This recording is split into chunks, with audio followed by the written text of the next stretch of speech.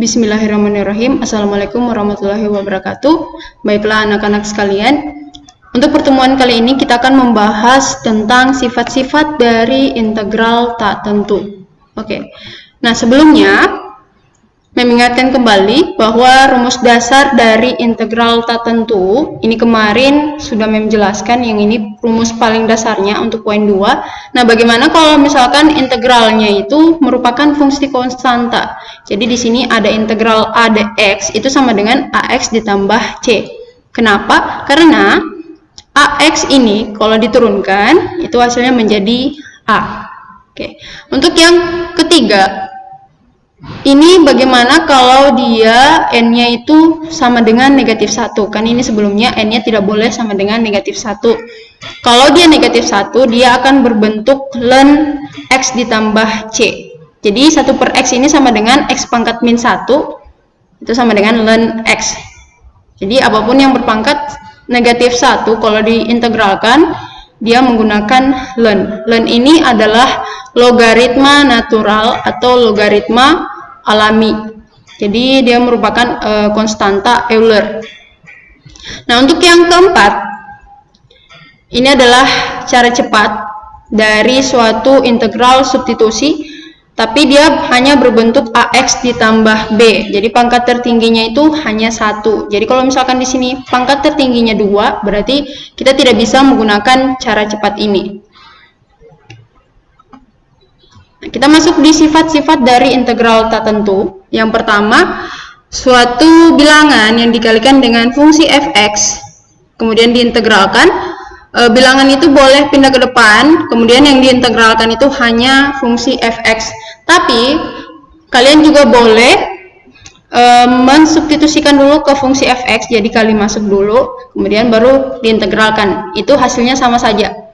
Kemudian untuk yang kedua, kalau penjumlahan atau pengurangan, itu berarti kalian integralkan satu-satu, integralkan fx dan integralkan dx.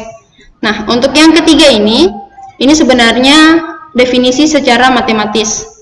Jadi kalau ada integral fx dx itu sama dengan f besar x ditambah c. Kemudian kalau ini hasil dari integral itu, kalau misalkan dia diturunkan, hasilnya itu menjadi fungsi integran, jadi fungsi fx. Nah, ini berlaku juga, dapat ditarik kesimpulan bahwa integral dari suatu turunan fungsi itu sama dengan fungsi itu sendiri. Oke. Kita masuk di contoh. Nah, untuk yang pertama, kalau kita menggunakan sifat yang pertama, jadi 4-nya kita pindah dulu ke depan. Tapi kalau kalian mau kali masuk juga boleh. Nah, kalau mem di sini pakai sifat yang pertama tadi. Jadi kita menggunakan sifat yang kedua. Untuk yang di dalam fungsi ini kita integralkan satu-satu. 5x pangkat 4 itu integralnya seperti ini. Mengingatkan kembali bahwa rumus dasar dari integral itu ax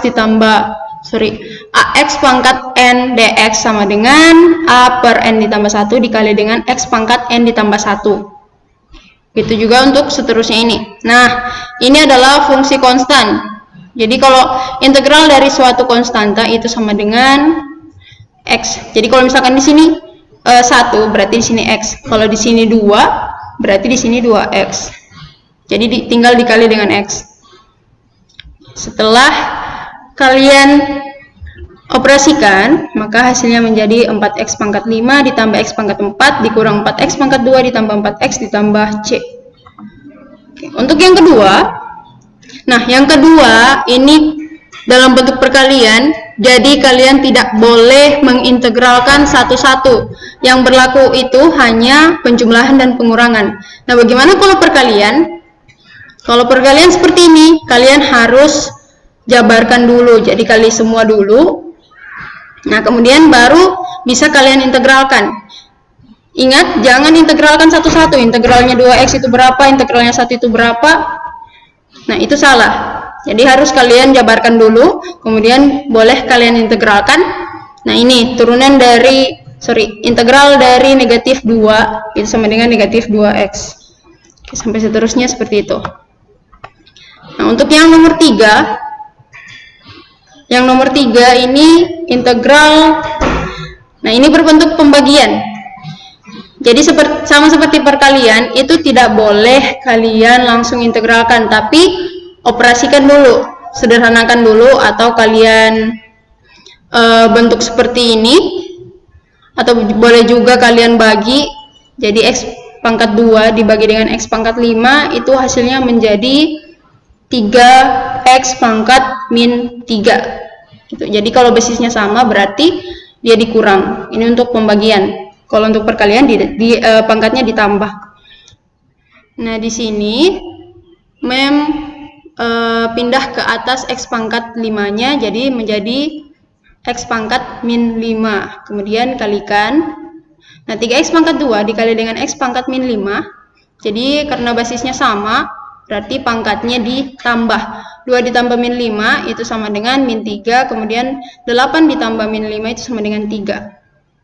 Nah, kalau sudah bentuknya penjumlahan atau pengurangan, boleh kalian integralkan. Oke, seperti itu. Nah, untuk yang nomor 4, kita boleh pakai rumus dasar yang keempat tadi, ax ditambah b pangkat n. Jadi kalau kita pakai rumus secara cepat, tinggal dimasukkan ke rumus. Jadi integral dari ax ditambah b pangkat n itu sama dengan 1 per a dikali n ditambah 1 dikali ax ditambah b pangkat n ditambah 1. Jadi di sini a-nya 2, b-nya negatif 3, kemudian n-nya 5. Jadi tinggal dimasukkan di rumus. Sebenarnya dia ada cara yang lain, yaitu namanya integral substitusi, tapi akan kita bahas di pertemuan selanjutnya. Nah, ini pakai cara cepatnya. Kalau pakai cara secara umum, dia integral substitusi namanya. Oke, sekian dulu materi kita kali ini. Mem akhiri. Wassalamualaikum warahmatullahi wabarakatuh.